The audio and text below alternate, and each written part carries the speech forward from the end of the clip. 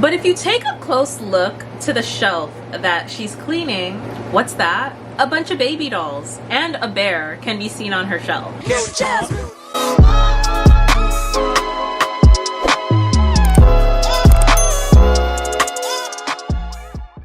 Hi guys, welcome back to my channel. Today we're going to be diving into a topic that's pretty close to my heart, and that's the topic of healing your inner child by collecting dolls, small toys, or anything else from your childhood that makes you happy. Unfortunately, many of us do carry wounds from our childhood, whether it be through unmet needs, unexpressed emotions, or just simply moments we wish we could relive.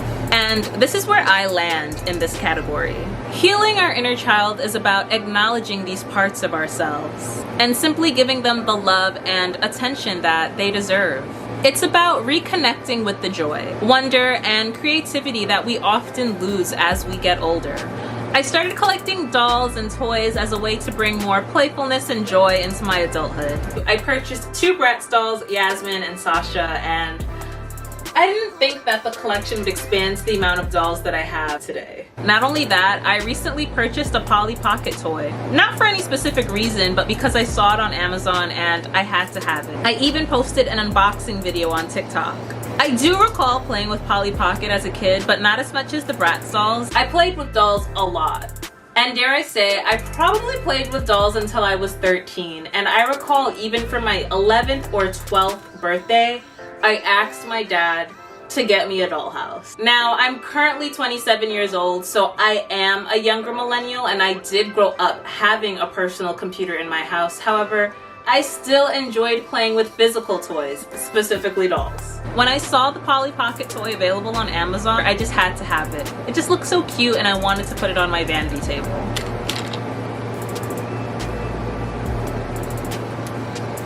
Now, with each toy that I add to my collection, it just reminds me of the simple pleasures of childhood. Not having to worry about any adult responsibilities, and honestly, just having to focus on homework and play.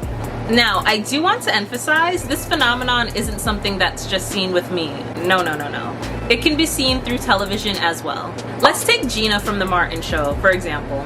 She's a smart, successful woman who eventually moves in with her soon-to-be fiancé, Martin. In season 3, episode 8, Gina is frantically preparing for her mother to visit the apartment. Clean that spot twice. Why don't you just slow down? But if you take a close look to the shelf that she's cleaning, what's that? A bunch of baby dolls and a bear can be seen on her shelf. This successful woman who has made strides in her career still has a doll collection.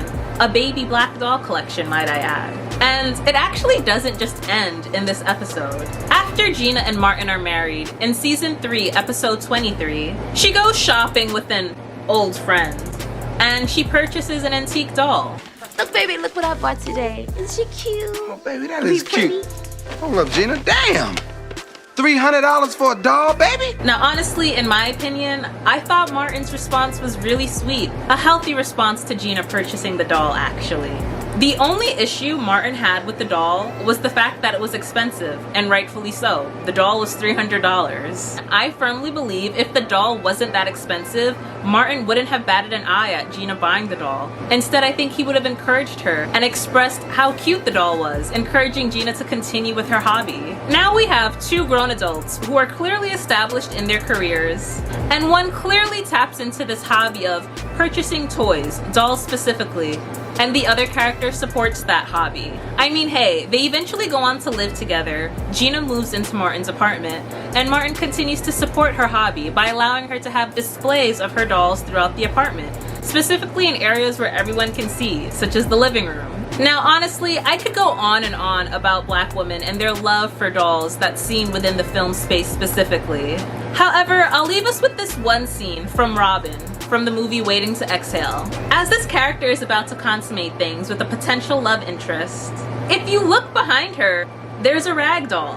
And if you look to the side of her bed, she has an entire collection. Spoilers, but if we really dive into her trauma, some might say her doll collection stems from her wanting to have her own baby.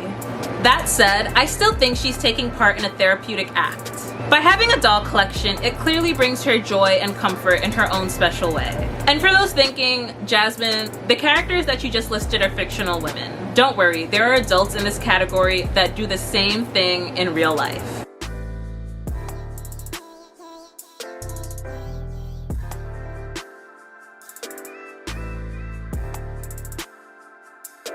Do you guys think it's weird that I'm buying myself an American Girl doll at 26? Well, I don't really care. I've always wanted one growing up, but it just wasn't in the budget, so now it's time to make child needs dreams come true.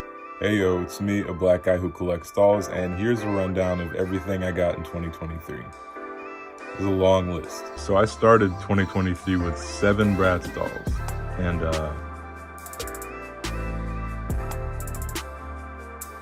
these folks have incredible collections that clearly bring them happiness and a sense of nostalgia that they like to tap into.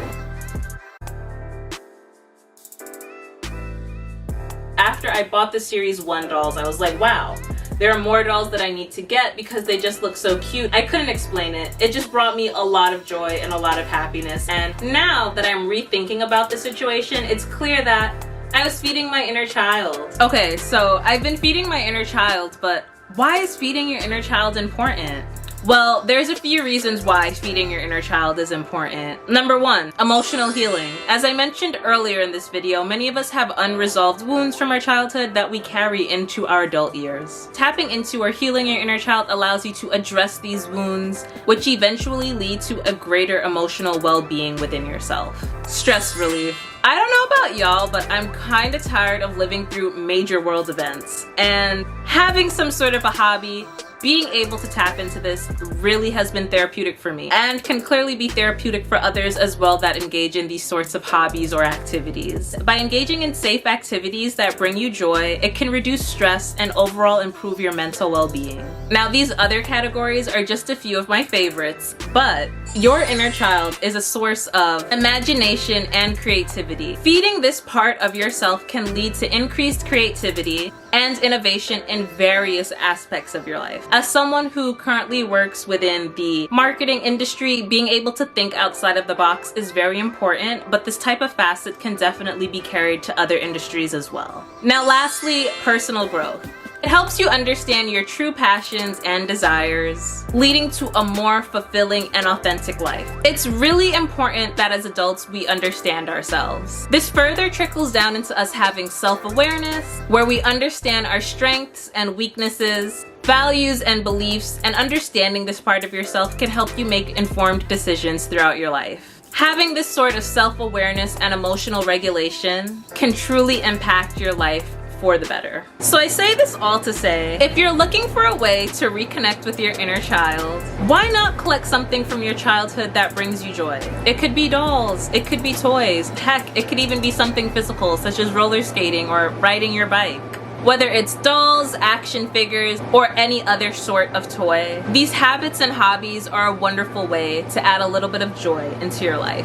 Now, if you've made it this far, thank you so much for watching. Give this video a thumbs up, subscribe to my channel, and comment below what your favorite childhood toy is. And I'll see you guys in the next one.